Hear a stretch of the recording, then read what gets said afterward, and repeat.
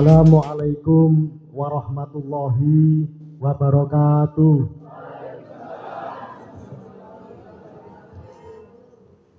Bismillahirrahmanirrahim. Alhamdulillahirabbil alamin. Wassalatu wassalamu ala asrofil anbiya'i wa mursalin sayyidina wa maulana Muhammadin wa ala alihi wa ashabihi ajmain. Allahumma sholli wa sallim ala sayyidina Muhammad wa ala alihi wa sahbihi wa sallim. Para ulama, para kiai ingkang tansah kula takdimi, wabil khusus dumateng jajaran Ketua Dewan Syuro DPAJ PKB Kecamatan Pelandaan ingkang hadir wonten ing menika majelis. Kalau wau ketinggal Ketua DPAJ PKB yang Pak Titono yang hadir, yang saya hormati, boten kesupen dumateng Kepala Desa Puri Semanding, Desa Pelandaan, Kakanda Nurbata yang saya hormati, yang saya banggakan, Ibu Sifa Kabag Hukum Sekretariat Daerah Kabupaten Jombang sekaligus moderator pada forum pagi hari ini, yang saya hormati, yang saya banggakan, Pak Soleh, ini senior banget, senior katik tambah banget, staf ahli bidang kesra, hukum dan politik, staf ahli bupati, Bupati Nyar, Kabupaten Jombang, yang saya hormati, yang saya banggakan. Hadirin sekalian rahimakumullah. Pertama-tama marilah kita panjatkan puja dan puji syukur kehadirat Allah Subhanahu wa taala. Kranten menopo pada pagi menjelang siang yang sangat terik, cerah tapi panas.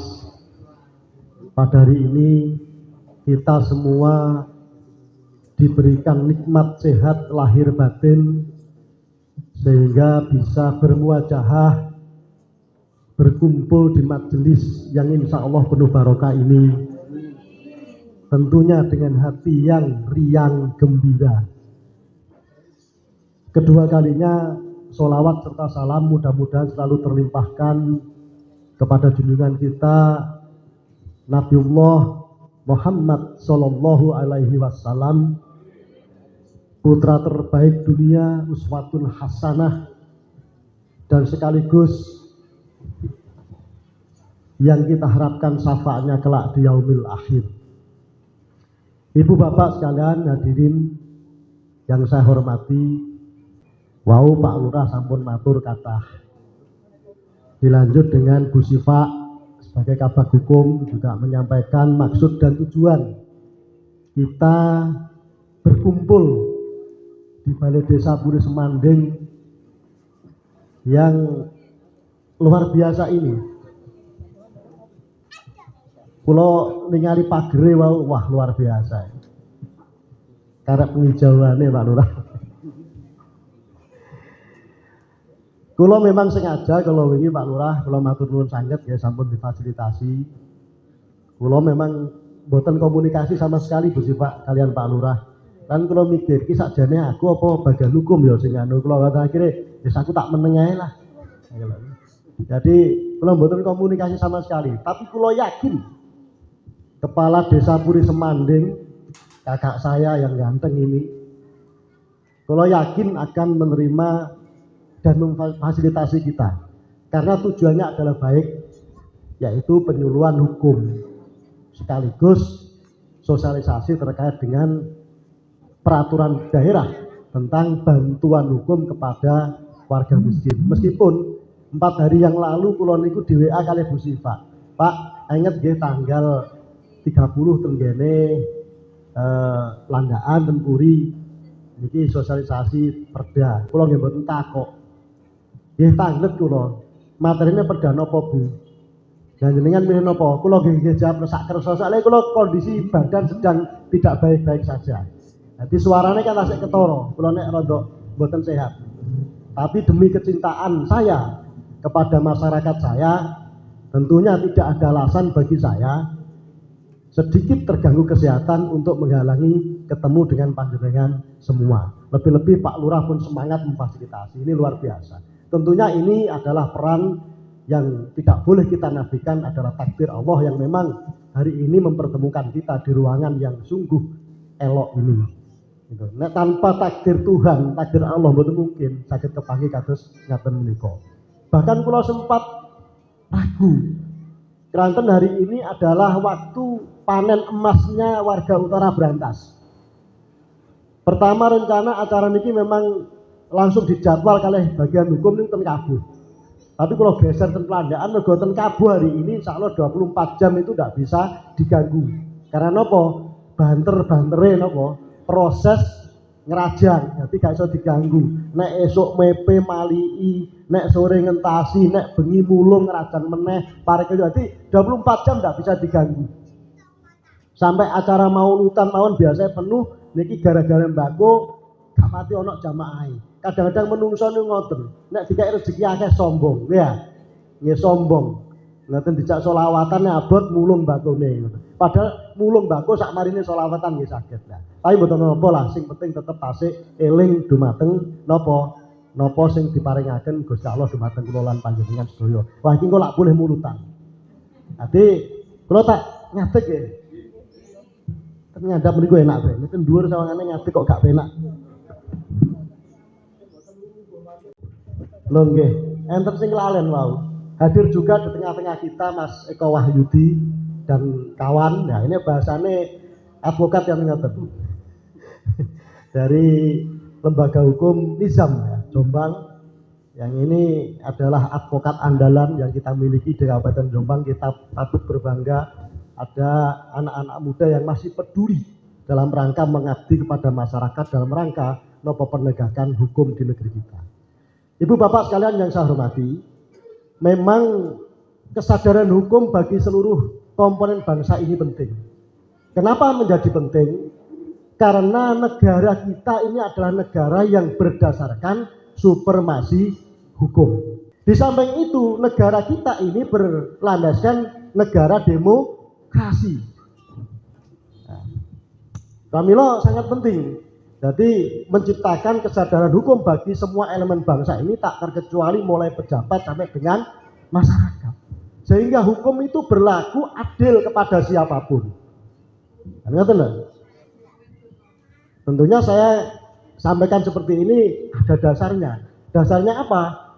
Dasarnya adalah Undang-Undang Dasar Negara Republik Indonesia tahun 1945. Jadi negara kita ini menganut negara yang menjunjung tinggi supremasi hukum. Apalagi Undang-Undang Dasar sudah mengamanatkan bahwa negara ini berkewajiban melindungi segenap bangsa Indonesia dengan seluruh tumpah darah Indonesia, mencerdaskan kehidupan bangsa dan ikut serta menertibkan perdamaian, menciptakan perdamaian dunia dan mewujudkan keadilan sosial bagi seluruh rakyat Indonesia. Jadi negara niku duwe kewajiban melindungi segenap bangsa Indonesia, khususnya dituangkan dalam Undang-Undang Dasar 45 di pasal 1 ayat 2. Jadi negara itu wajib melindungi segenap bangsa Indonesia dan seluruh tumpah darah Indonesia, termasuk mencerdaskan kehidupan bangsa. Itu juga kewajiban bagi negara. Maka pada tahun 2017 yang lalu, dengan kesadaran saya sebagai wakil rakyat yang telah dipilih melalui sebuah proses demokrasi, sebagai wakil rakyat yang saat itu dipilih melalui proses demokrasi yang namanya pemilu pada bulan April 2014 pada saat itu. Lalu kemudian saya langsung, yang namanya anggota DPR itu kan latar belakangnya macam-macam. Anak dibanding kalau eksekutif Bu Sipa, kalau Pak Soleh ya aduh, beliau ini berpuluh-puluh tahun berkecimpung di dunia pemerintahan. Sedangkan anggota DPR tidak selamanya berlatar belakang eksekutif, berlatar belakang nopo birokrat, berlatar belakang nopo akademisi. Jadi politik itu adalah kawah condro di mukanya untuk mencetak pemimpin-pemimpin bangsa itu dari segala unsur yang dimiliki oleh bangsa dan negara kita yang kita cintai ini. Jenengan bayangno Pak Bu nggih. Saya yang awalnya masyarakat biasa, bukan berlatar belakang birokrat, tunduk gune badan anggaran yang harus dihadapkan dengan Pak Soleh yang sangat-sangat senior, yang mungkin pada saat saya dilantik Pak Soleh sudah menjadi ASN kurang lebih 20 tahun. Nggih Pak Soleh nggih. Dengan Bu Siva yang kurang lebih saat itu lebih dari 15 tahun. Apa gak lolak-lolok dadak? Inilah tantangan sebagai politisi bagi saya. Sehingga itu yang memecut semangat saya untuk belajar. DPR gak oleh kalah karo eksekutif, gak oleh kalah karo bupati, gak oleh kalah karo wakil bupati, gak oleh kalah karo kepala dinas. Ya Pak Soleh kan ngoten. Gak oleh. Iki bukan masalah rebut pinter Pak Bu, tapi bagaimana tugas dan tanggung jawab sebagai wakil rakyat ini bisa diejawantahkan dengan baik, diaplikasikan dengan baik semata-mata untuk kemaslahatan masyarakat yang diwakili. Orang tahu nang birokrasi moro-moro kudu mentelengi anggaran, adu gagasan, adu konsep dengan eksekutif yang nantinya dijadikan sebuah kesepakatan dalam menyusun kebijakan daerah yang namanya peraturan daerah tentang pendapatan, anggaran pendapatan dan belanja daerah. Yang aplikasinya adalah program-program yang selama ini yang bisa diakses dan dinikmati oleh seluruh warga masyarakat Jombang tak terkecuali pemerintah desa. Betul ngoten Pak Lurah. Jadi sakjane salah nek masyarakat niku seakan-akan tabu dengan politik. Karena negara yang berasaskan demokrasi itu tidak bisa lepas dari politik. Pak Lurah ini produk politik. Bu Siva juga produk politik. Gak iso dadi kabag hukum nek gak ono keputusan politik sing OPD ada namanya lembaga pemerintah kabag hukum. Pak Soleh gak ono nek memangnya aturan gak ada staf ahli bupati, gak mungkin dadi staf ahli bupati. Ini adalah produk politik. Produk hukum yang sebelumnya adalah proses politik baik di DPR RI, provinsi maupun daerah. Gak ono sing jenenge BLT, nek gak ono proses antara legislatif dan eksekutif untuk bersepakat. Gak ono jenenge bantuan-bantuan yang lain termasuk PKH, termasuk yang lain-lain, nek gak ono kesepakatan antara eksekutif, pemerintah dan DPR legislatif baik DPR RI maupun DPRD provinsi dan kabupaten. Makanya nek saiki niku nggih nuwun sewu, kadang-kadang kula prihatin sangat. Cita-cita para pemimpin pendiri bangsa dulu kita ini adalah ingin menciptakan kehidupan berbangsa ini yang betul-betul memenuhi asas keadilan sosial bagi seluruh rakyat Indonesia dengan semua kekayaan baik sumber daya alam, sumber daya manusia dari sumber daya lembaga yang kita miliki. Tapi hari ini nggih nuwun sewu belum bisa dinikmati oleh seluruh komponen bangsa dan negara Republik Indonesia yang kita cintai. Apa salah? Tentunya aku gak kepengen nyalahno kono kene. Tapi ada sistem dan konsep dalam mengelola sumber daya kekayaan sumber daya yang kita miliki ini ada yang memang belum maksimal. Bahkan ada memang sekelompok yang memang cenderung berpihak kepada kepentingan oligarki. Dari situlah lalu 2000 ini cerita langsung bantuan hukum. Di 2017 saya baca-baca banyak artikel lalu kemudian macam-macam. Loh, ternyata Jombang ini kok. Nah, ini terinspirasi dari kasus di Jogoroto kalau tidak salah saat itu Bu Siva. Ada seorang ibu-ibu tua itu memotong tiga buah, tiga batang pohon jati kalau tidak salah waktu itu di kebun miliknya. Yang konon itu sudah dimiliki oleh anak kandungnya. Lalu kemudian sang anak ini melaporkan ibunya ke polisi. Tapi polisi gak iso nolak jenenge laporan polisi. Akhirnya diproses sampai ke pengadilan. Ono anak kandung laporno ibuke ngetok wit jati nok karangane. Padahal karangan iku ya parisan teko ibuke teko wong tuane. Mboten kali ngoyo niki.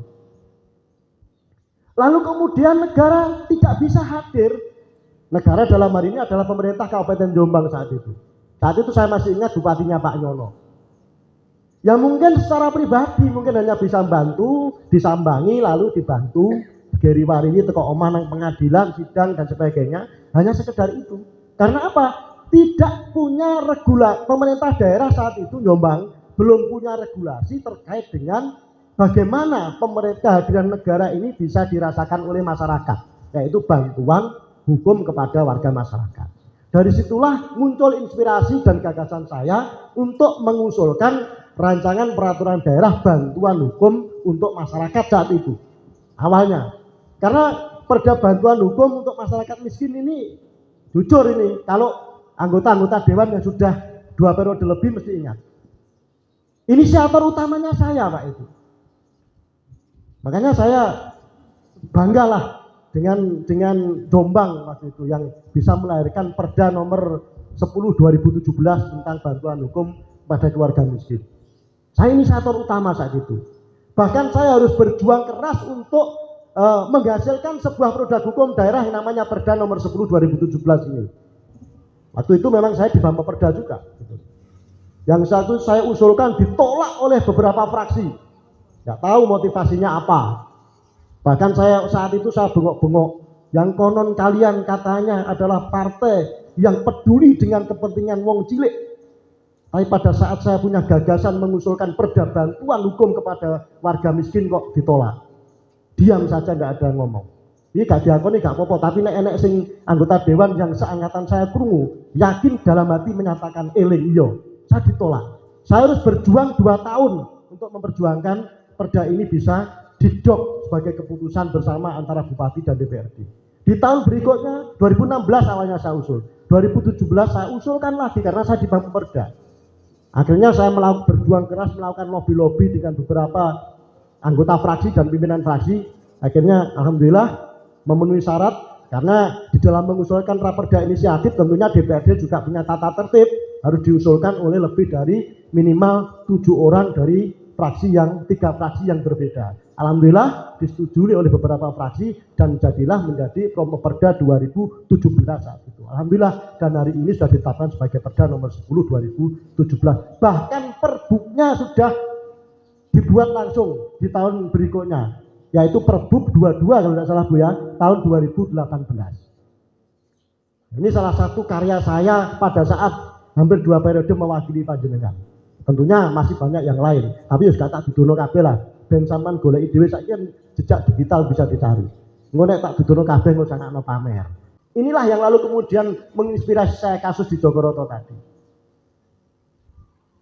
Karena ini adalah perintah daripada Undang-Undang Dasar Negara Republik Indonesia tahun 1945. Loh kenapa Mas kok kadek ngono? Kan yo ono advokat, kan ono lembaga bantuan hukum. Iya, tapi itu adalah panjenengan piyambak yang harus memang berupaya untuk bagaimana panjenengan mendapat pendampingan hukum. Meskipun kalau berperkara mesti penyidik menyediakan kan pendampingan hukum. Tapi dalam hal ini negara, pemerintah daerah ini kan belum bisa, tapi sekarang sudah bisa. Jadi sejak 2017 itu pemerintah Kabupaten Jombang sudah secara regulasi dibolehkan melakukan pendampingan hukum kepada warga miskin yang menemui persoalan hukum. Dan tapi saya doakan mudah-mudahan seluruh warga masyarakat khususnya warga miskin wis gak bersinggungan dengan persoalan hukum. Orang enak Pak. Nah, terus advokat kerjane opo? Ini ngoten nah, akeh advokat niku kerjane. Nggih Mas Eko nggih. Di situlah. Nah tentunya dengan adanya perda ini banyak manfaatnya yang bisa dirasakan oleh masyarakat manakala masyarakat memang menemui hal-hal yang bersinggungan dengan proses hukum. Sehingga pendampingan yang dilakukan oleh advokat tentunya yang terverifikasi atau mungkin yang ditunjuk oleh pemerintah ya tentunya, itu semuanya sudah dibiayai oleh negara, oleh pemerintah. Jadi jenengan wis menengahi. Ana ono advokat utawa pengacara sing wis ditunjuk atau terverifikasi oleh pemerintah kabupaten dan dibiayai oleh pemerintah, terus dampingi sampean kalau berperkara terus ijek njaluk duit, yaitu advokat, tandanya advokat sing advokat abal-abal. yang dimana profesinya harus digunakan untuk menindas rakyat. Ya padha nek anggota dewan sing napa ngekeki bantuan karo panjenengan karo ngancam, iku padha karo napa politisi yang memang tidak sesuai dengan harapan masyarakat. Misalnya ngeten, kowe ketakai PKH ya, tapi awas nek gak milih aku meneh gak takai neh. Niku kan memberi sesuatu yang padahal itu yang diberikan adalah kewajiban negara, mereka hanya perantara tapi karo ngancam. Tasih enten ngoten niku Pak Lurah. Muga gak ono ya. Tapi kula krungu ya tasih ono ya kadang-kadang. Enggak boleh. Ya karena program-program itu sudah disepakati oleh napa? Oleh eksekutif legislatif, nek daerah bupati dengan DPR, kalau provinsi juga gubernur dengan DPRD provinsi, di pusat dengan DPR dengan presiden. Jadi gak ono ceritane program-program jaring pengaman sosial bareng iku sing napa nggih? Niku wae milik pribadi-pribadi, gone caleg iki, gone partai iki enggak. Ini perlu saya sampaikan terkait dengan perda ini. Sebab apa? Andai kata nanti warga masyarakat Pelandaan jenengan sakit bedok tular. Saiki pemerintah itu punya perda bantuan hukum pada keluarga miskin. Nalikane warga masyarakat sing tersangkut kasus hukum, tentunya ada ketentuan-ketentuan, nanti itu urusannya Bu Sipak sama Mas Eko ya, ketentuan-ketentuan yang harus dipenuhi. Ya, tentunya kok sembarang ngerowampok mari turas mateni wong 6 tujuh bantuan hukum keluarga ora oleh, tentunya ada ketentuan-ketentuan. Artinya harus tersampaikan kepada masyarakat agar supaya apa? Kesepakatan bersama antara bupati dan DPRD yang telah menganggarkan untuk bantuan hukum iki gak mubadir. Nek niki gak disampaikan wong sewu, masyarakat gak roe. Akhirnya nopo begitu kena kasus dawa tol sapi dodol sawah, Mas Eko aku titip pokoknya kasusku beres misalnya, tapi Mas Eko gak nono. Mas Eko ini kalau tahu anak muda yang luar biasa. Ini kalau kenal lo pisan Mas Eko ini ben jenengan lebih terkenal dengan masyarakat. Dadi nek enek apa-apa ben konsultasi ten jenengan. Ya iso sama nyalek nyai aku meneno dapil kene. Jadi ben ngerti panjenengan nek ana perda bantuan hukum. Jadi anggaran sing susah payah kita rumuskan bersama-sama DPR dengan bupati dan timnya termasuk Pak Soleh Bu Sipa ini ben gak sia-sia. Dulu itu semangatnya teman-teman tuh gak menerima itu kan khawatir anggaran entek gaikian ngoten. Kan ya tentunya ada koridor-koridor batasan-batasan yang memang juga harus menjadi sebuah rambu-rambu bagi kita bersama dalam menentukan kebijakan daerah. Makanya khawatir saat itu ditolak sampai 2 tahun akhirnya alhamdulillah berhasil. Ini saya sampaikan bukan karena pamer, karena itu adalah fakta. Masih sampean nek kepethuk kanca-kanca dewan liyane nek takokno nek sing periode sing anyar jelas gak aruh, tapi nek sing periode yang lalu pasti tahu. Karena inisiator utamanya saya. Saya kira secara umum yang saya sampaikan itu tadi. Mudah-mudahan apa yang menjadi ikhtiar pemerintahan Kabupaten Jombang, jenenge pemerintahan itu ya eksekutif legislatif, ya. Jadi mudah-mudahan dijabah oleh Allah Subhanahu wa taala untuk mewujudkan Jombang ini yang semakin hari semakin baik, semakin bagus. Sampeyan ndonga mawon, muga-muga ke depan terlahir pemimpin-pemimpin yang berintegritas. Pemimpin-pemimpin yang tetap konsisten menjaga idealisme. Indonesia katanya negara besar, negara kaya raya. Bahkan ini adalah pecahan surganya Allah Subhanahu wa taala. Tapi dia akeh masyarakatnya sing penerima BLT. Dia akeh masyarakatnya sing penerima PKH, BPNT. Harusnya itu diangkat berdaya sehingga mereka bisa memenuhi kebutuhan hidupnya sehari-hari dengan layak. Ini yang dinamakan keadilan sosial bagi seluruh rakyat Indonesia. Mudah-mudahan NKRI Indonesia ini betul-betul menjadi Indonesia emas di 2045. Amin sing banter, gak sembret panwas. Saiki kok koyo akeh wong sing salat katene walab dolin gak gelem amin iki. Amine sing banter, nggih. Kula kinten cekap semanten anggen kula matur, bilih wonten klodak klabipun rembag sing kula aturaken dumateng panjenengan sedaya, saya mohon maaf yang seikhlas-ikhlasnya. Apabila apa yang saya sampaikan ada guna manfaatnya itu semata-mata datangnya dari Allah Subhanahu wa taala. Cukup sekian, kula akhiri, wallahul muwaffiq. Wassalamualaikum warahmatullahi wabarakatuh.